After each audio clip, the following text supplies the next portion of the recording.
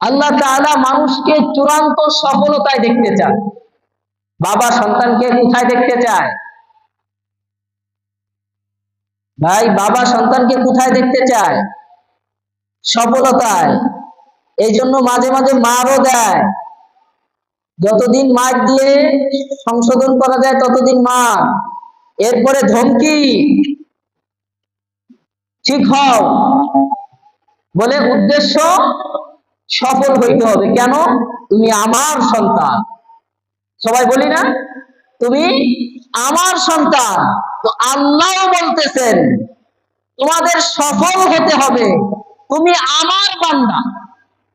তার আল্লাহ বলেন যে তুমি আমার বান্দা, তোমাদের সফল হতে হবে।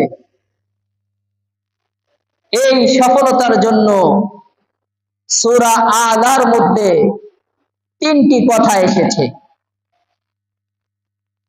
ক্বাদ আফলাহা মান তাযাক্কা, নিশ্চয়ই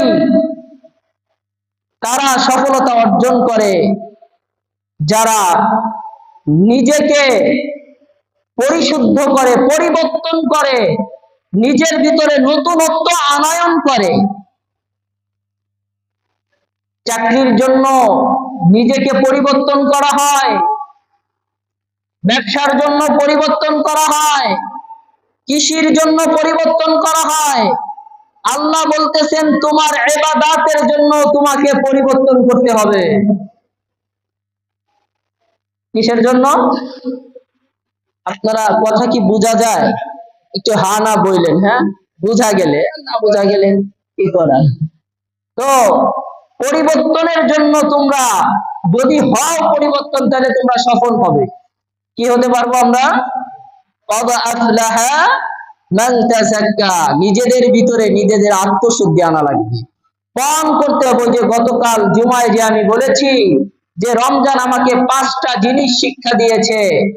1 নম্বর, রোজা আমাকে শিক্ষা দিয়েছে, রমজান মাস আমাকে শিক্ষা দিয়েছে রমজানের রোজা রাখা। রোজা রাখা আমাকে শিক্ষা দিয়েছে।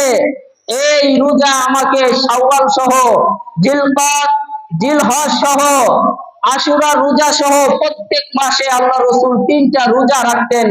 আমরাও চাইলে এই রোজাগুলো রেখে, যেই রমজান আমাকে রোজা শিক্ষা দিয়েছে, আমরাও চাইলে ওই রোজাগুলো রেখে 12 মাস কাল রোজার ইবাদত সওয়াব পাইতে পারি।